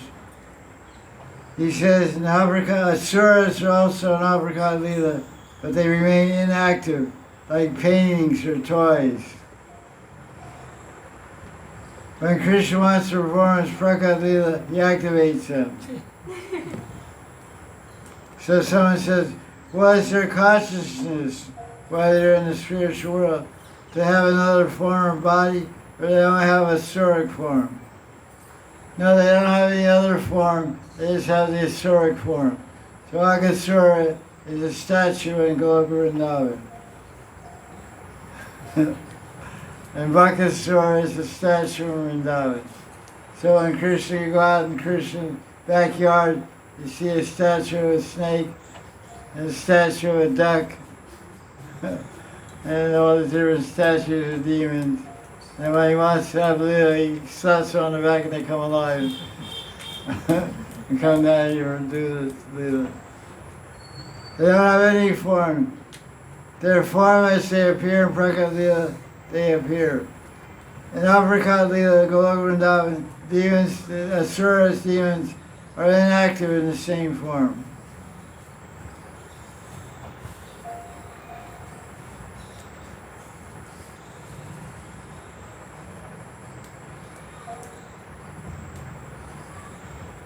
So the question is asked, well, an uppercut leela in the spiritual world, that means these demons are in some kind of sleep. When Krishna wants them to wake up for leela, he activates them, and they play their roles. What happens when Krishna kills the demons? Are their bodies destroyed? Answer.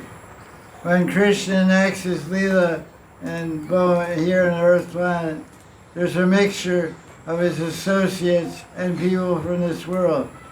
When he kills the asuras, those people who are mixed with his associates are separated and liberated. There may be actual demons in Krishna Lila, because demons in this world do not have the power to fight with Krishna. They are merged with the demons who are his associates, because only they are the ones who have the power to fight with Krishna. So when the bodies of these material demons are destroyed, the ones who are his eternal associates remain as they are. That's a really cool answer. That's really an answer. When the demons from the material world are killed, what kind of liberation you get? You get Brahma Suyuja, and later sometimes they get Bhagavad Suyuja.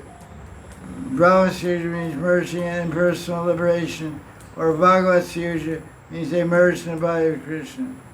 Or Krishna may give them Srubi Mukti. Like Putna. Putna gave them Srubi Mukti, gave the post of a mother. Dachi Rupa in the spiritual world. Well, that's the demons. Demons are Krishna's friends. There's fighting, sparring partners. Fighting partners.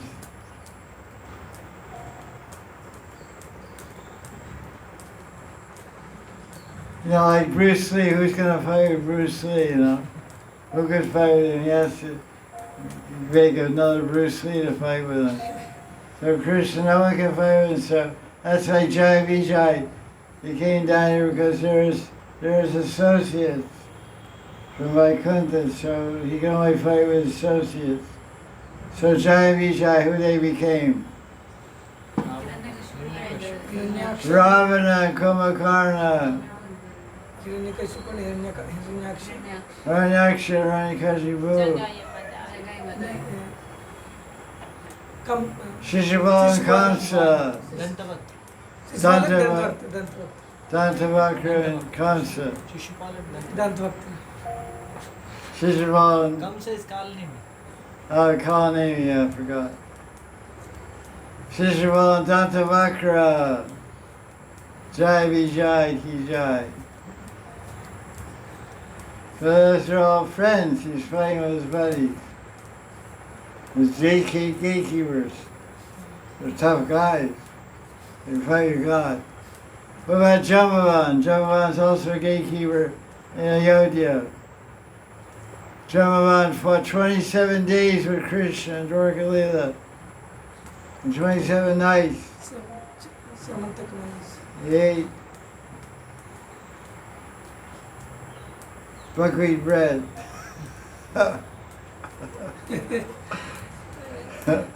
And he was fighting Krishna. He said, how is this guy so powerful? Now I know he can fight me before I can beat up anybody. This must be Ramchandra. After 28 days, Jambavan realized it's Ramchandra. He said, you must be my Lord Ram. Krishna said, yeah, I am Ram. So he says, please forgive me, I made offense. He says, okay. He said, I'll tell you what, I'll give you my daughter. Okay, thanks. That was a good prize for a fight. Heavyweight championship, you win Jamavati. She's a beautiful lady. Queen Jamavati. She didn't look like a bear either. Riksharaj was king of the bears, but he wasn't a bear. Or was he a bear? I don't know. I didn't see him. They say he's the king of the bears. For me, he was not a bear. He made king something like a bear. Jamavan. Just like Sudarshan Chakra. Sudarshan Chakra, you know. He's got form. But he becomes a chakra when Vishnu wants to throw a chakra, he becomes chakra. Called shapeshifter. The shapeshifter. You can change your shape. Your form, become a chakra. You're a gobi, you become a polar bear, become a Siberian bear.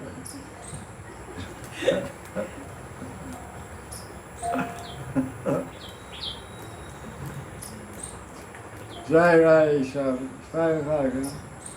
4:58. Okay, we'll squeeze in one more question. Baba, Bolier. Can gopis change their form in reality for Krishna Seva or not? Can gopis change their form? Become monkeys or what? Go get messages to Krishna when he's with Chandrali, or distract Krishna when he's with Chandrali, jump into Kunda, steal Chandrali's clothes from the Kunda. She's trying to run home.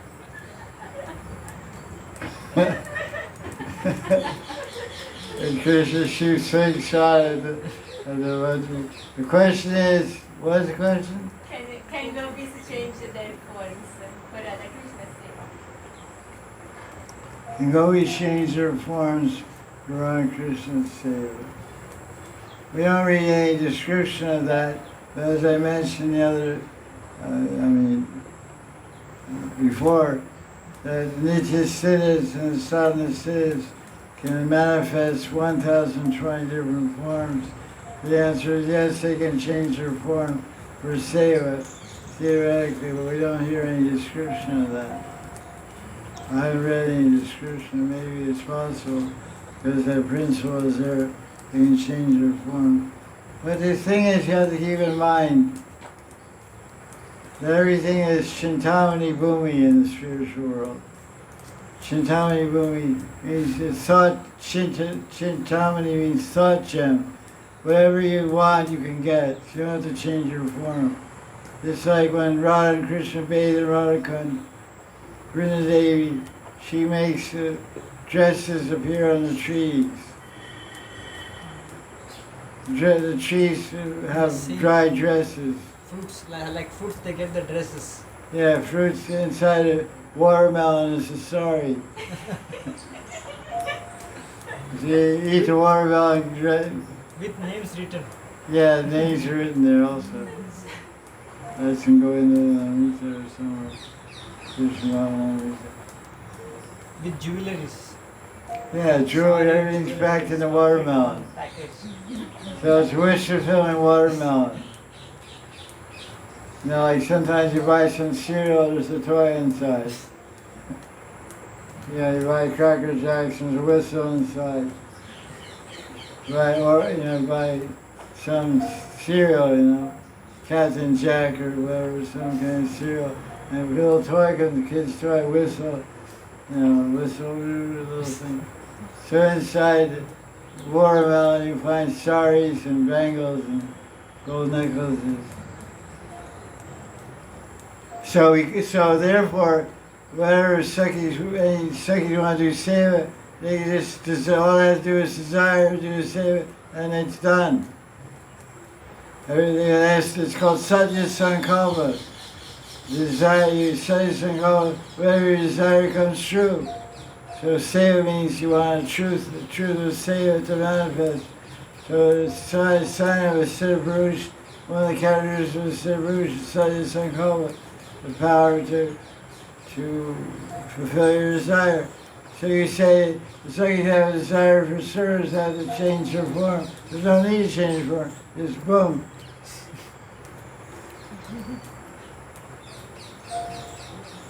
You want to make an offering, there's offerings there, boom.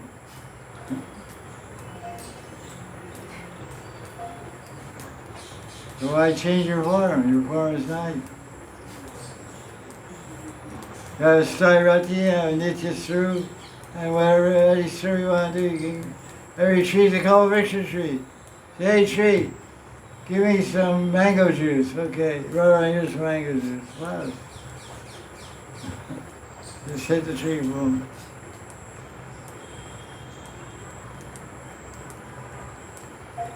Like people press buttons on a machine and the money comes out, right? Called ATM. You ever heard of that? Press the button, it's a box. If you don't press the button, you cut a hole in the side and steal. And thieves, they come at night, cut a hole in the side of the machine and take it. That's a good way to take a payment. So if you can get you some machine, press the button, those trees, they call Rishi today. Give me some mangoes. Okay. Yeah. Good, all right. The tree will give you a glass and mango juice, both. And ice also. Throw the carry back.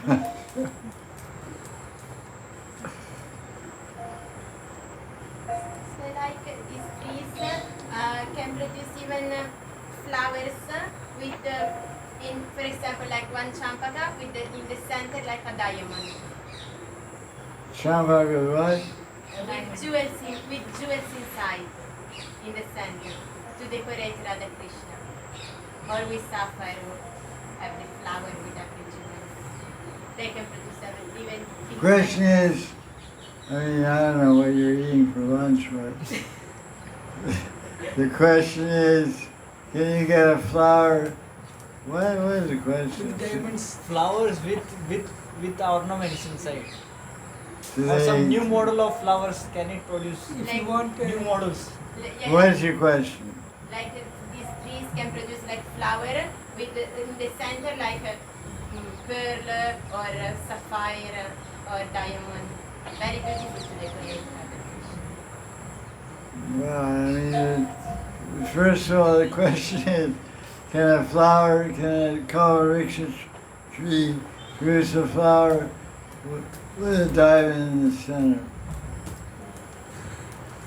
For you, yes. Thank you. Because it's very beautiful. Yeah, your idea of beauty is something special. You know, in other words, you have to understand, the basic point to understand, there's no limitation in the spiritual world, as I said last week. Vaikuntha means no limitation. It's beyond measurement, it's beyond limitation. So whatever you can imagine, like they have a phrase in English, nothing new under the sun.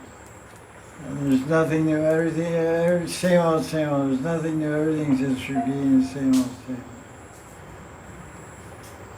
But in spiritual, everything is, Krishna's now Yovanam. Krishna is eternally youthful. Every time you look at Krishna, he looks different. It's called, what's it called? Anurag. The sin of Anurag, the Radharani sees Krishna, and it comes out of the kunj and sees a boy walking by Yamuna, and it's Krishna. And Radharani says, who's that boy by Yamuna? He says, that's Krishna. No, that's not him, it's some other guy. I'm very attracted to him. You were just in the kunj with him, he went out to take a bath in the Yamuna. No, it's some other guy. But Krishna looks different than he did 10 minutes ago in the kunj. Every time Radharani sees him, he's a new feature. This is the amazing beauty of Krishna. So there's no limit. Imagine every time you see someone, they look more beautiful than the time you saw them before. Amazing idea. It's called Anurag. Sneha, Man, Pranaya, Rag, Anurag. It's the level of prema in the spiritual world. Anurag. So the flowers with jewels in the center, anything's possible. So that's what your mind wants to create, a spiritual world like that. You create that, you live in that world. But our writers of Shastra haven't been so imaginative.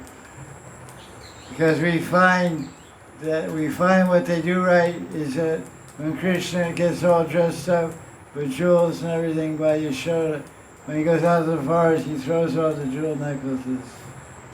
He prefers to wear a necklace of leaves and gunjamala, berries, and fruit, necklace of lemons. Cowboys pick lemons off a tree and make it, string them into a necklace. Wears a necklace of lemons. Necklace of jambu fruits. Jamun fruits. Necklace of cherries. Yeah. You eat your necklace on the way home and throw away the string, Use the string to clean your teeth. Then floss, floss your teeth. Eat a java fruit necklace, and then clean your teeth with a leftover string and throw it. And the Palinda women will come along and take it, wear it for the necklace. The Mahaprasad. So the spiritual world, you create your spiritual world. But it's best to follow the ideas of the liberated souls that are coming from that plane. In Krishna's Kairaj is the Kasturi Mantri. We will go into them right there. He doesn't talk about flowers or jewels inside. So he talks about what I was saying is what he says. They show us all these necklaces, and Krishna voice said, "Oh, this is no good. Take my lemon necklace." Throw this pearl necklace away. And all the Linda women come along and pick up all the necklaces.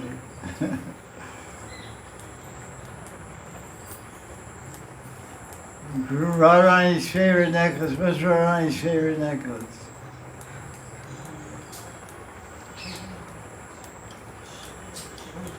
Shankachuda's money. Nine of Shankachuda. What are you saying? Shankachud. What are you saying? Yeah, Radharani's favorite necklace is Gunjamala. Gunja's a little black and red berry. It's totally poisonous. When you string it, cut your finger with a needle, you get infected. You only string it when it's green, when it's ripe off the vine, otherwise it gets too hard. And you string, you hit it with a needle, poke your finger, and the juice from the gunja gets in your finger gets infected. It's poisonous. So Radharani prefers the poisonous gunja mala is given to her in Rasalila. Radharani's dancing Rasalila so beautifully and so artistically. And Krishna wants to give her some reward. So he gives his favorite necklace, his Gunjamala necklace, he takes off to Radharani. Radharani's favorite necklace is the necklace given with loving hands of Krishna. Because why is it her favorite? Because it's a gift of Krishna's love and has the smell of Krishna's body on the necklace. She takes it and it smells like Krishna. So she's reminded of Krishna's body and heart, mind, heart, and body, which means everything. Everyone we are is body, mind, and heart. So Krishna's body fragrance is on the Gunjamala, and his heart is represented by the red color, and his color of his body is represented by the black color. Generally they say the red and black Gunjamala is Radharani's anurag surrounding Krishna. The red color, red is like love, it's surrounding Krishna. Krishna's little black dot and surrounded by all red. That's Radharani's anurag. It's surrounding Krishna, Sham. It says Chaitanya Charitamrita, Gunjamala represents Radhika Charan, represents the lotus feet of Radharani.